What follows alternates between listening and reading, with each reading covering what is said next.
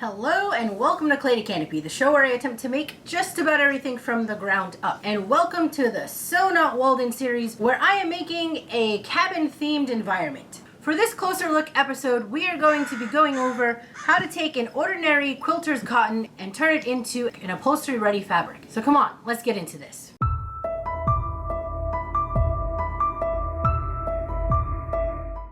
I don't know if it is just my Joann's or the fact that I have stopped shopping in the garment district because I'm no longer that close to it and have mainly been shopping at different Joann's. I've noticed that a lot of the upholstery fabrics are kind of limited in terms of patterns, and I tend to gravitate towards the Quilters cotton. There's so many choices, ones that I feel are more fun and vibrant that should be an upholstery fabric. But the problem with the Quilters fabric is that it is a very thin material. It is designed to be backed with other things. It's made for very ease of cutting and pieceworking for essentially quilt making, right? It's not even good for garment making. It's a Quilters fabric. When I first went looking for inspiration for this cabin-themed environment, it was Halloween time, and I found this fabric and absolutely fell in love with this pattern. I knew I was going to find a way to use this as the upholstery fabric for my chair. So today I'm going to be going over how to take a Quilters fabric and back it with some materials, put a finish on it so that it is ready to go for upholstery purposes. I have my Quilters cotton that we're going to be taking, and the other materials I'm going to be using is this Pellin Decor Bond. It is basically a fusible web that has an iron-on adhesive on one side and the other side has no adhesive, and it is Pellin number 809 if you want to find this specific one, but there are many other types of fusible web that you can get to do this job. I did want to go with something that had a little bit more weight. When you first purchase these types of items off of the shelf, it feels kind of weighty. As you begin to heat this, it breaks down the adhesive and you're left with something that is a little bit softer, a little bit more flexible. Don't be freaked out about the stiffness of it, and if you pre-wash the fabric after you put this on, it will also break it down a little bit more. You will be needing that. And then I also have, for a top finish, I'm using Stay Flow. It's a liquid starch. Now I do know that Stay Flow has apparently been discontinued. However, there are other liquid starches that work very similar to this. I just happen to have some left over. On the Stay Flow, it gives you different ways to mix it for various weights. Basically, you dilute it down for different types of fabric. I am using it on the heavy setting. Follow your starches settings that it says. Yeah, that's what I'm going to be using. And to get me going,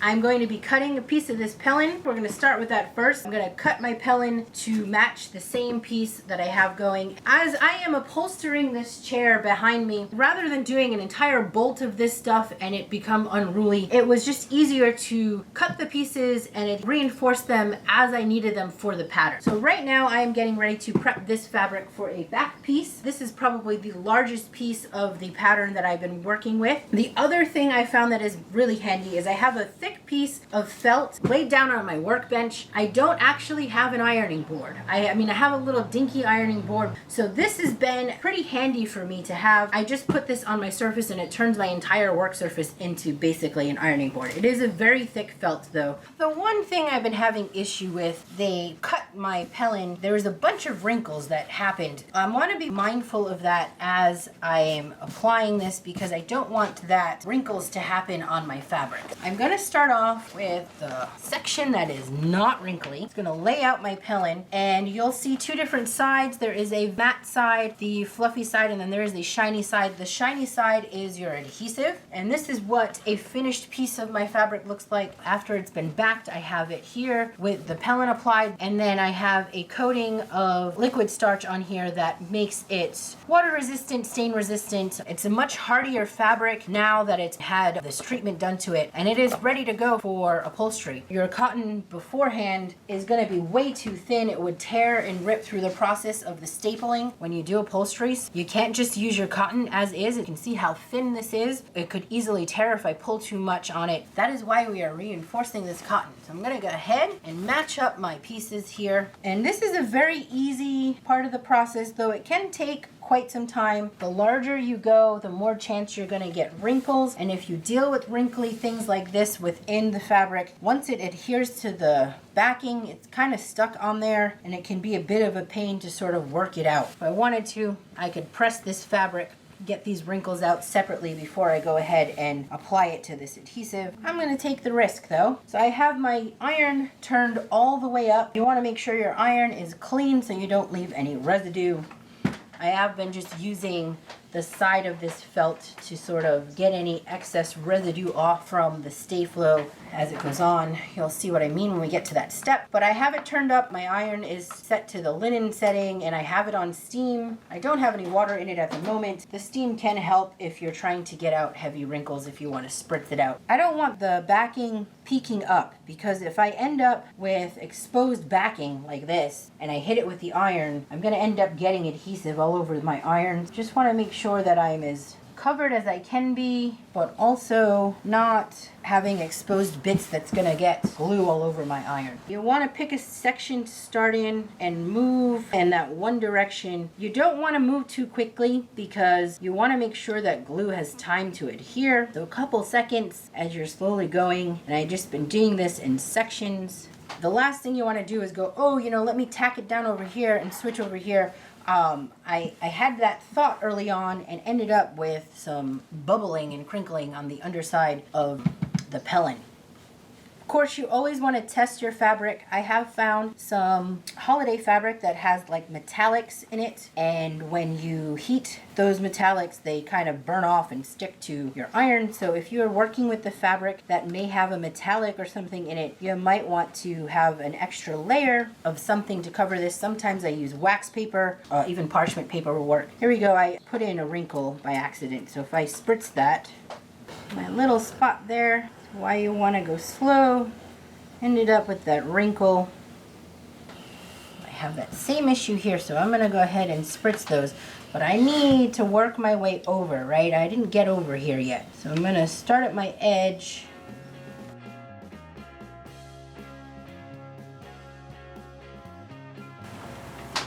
You can give yourself a check, make sure, okay, we're doing okay here. Continue on, just spraying where there were any creases that were part of the fold in buying this fabric. Now as I'm coming to this halfway point, I know I'm coming up on the wrinkly spots of the pellin, so I want to pay attention to that. I need to remedy that as we're going. What I'm going to be doing is making a big pull on the under one while I'm ironing the top one. That way I can get my creases out. It's not the end of the world if you have those wrinkles in there. I will show you a technique on how to get those wrinkles out, but it takes a bit of time. It's kind of tedious trying to work out the wrinkles after the fact. Now, if you're wondering why am I doing this top up and not doing it the other way, the iron does not move smoothly over this, and in order to put heat on this side, you'd have to have another layer of something, towel or another fabric, and if you do that, you risk having even more wrinkles. So you can see I'm pulling firmly here.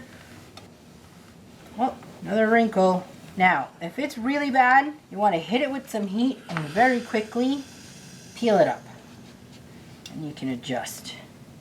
You don't want to do that too many times because you take away from the adhesive. I do have some issues with some wrinkles, and in some cases it's probably not going to be that noticeable, but if you do have a really big problem area that you want to get rid of, you can just take an X-Acto knife, a fresh blade, and you want to be very careful not to cut into your cotton on an angle. Just come in and slice at the little bit of overages on one side and come at it from the other side. And then I just pick up the back of the knife and use it to shear off any of the little extra bits. And that'll get rid of any of the doubling that you got going on. And then go ahead and hit this with the iron. But remember, I said this area can be a little bit hard to deal with because this isn't as smooth. I have a piece of old t-shirts that I've cut up as rags. And if I put this down, I can go ahead and reinforce that little area. And there you go. That wrinkle has disappeared. Starching is an important step to make your fabric a little more stain resistant. It also adds a bit of a stiffness to it, a protective coating, if you will. For the instructions on my starch, it says to spray it down and iron it in while it's still damp. So I have just put my starch into a spray bottle with a 50-50 dilution, and I am going to spritz my fabric. I do spray the whole thing all at once, and unfortunately, because this is a little bit larger than the pieces that I have been working with in the past, I'm going to do this in 2 half sections, but I am going to make sure I get one whole section sprayed down. This fabric, because it has bright neon lime green and a black, if I move too much of this fabric with the starch in it, I get some smearing. So for the first part of this, I want to just place my iron down, let it sort of steam itself out. You also probably, again, want to check this if you're working with a fabric that has metallics in it. I would do a small tester with the starch. You're probably going to need to use some sort of wax paper or parchment to prevent any of that metallic from coming off onto the iron. You probably will lose some of that metallic. As I did, I lost a little bit of the metallic onto parchment paper, but I was okay with that. Once you got enough of that sort of steamed out, and you have a section that's been done, then you can go ahead and give yourself a full sort of iron on, really getting that starch good and heat set in there.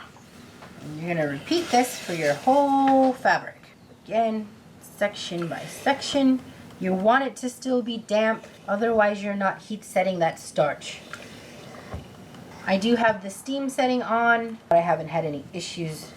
Once you steamed out enough of that dampness, that starch really makes a nice glide, so your iron really does kind of glide right over it, but it does need to set before that can happen.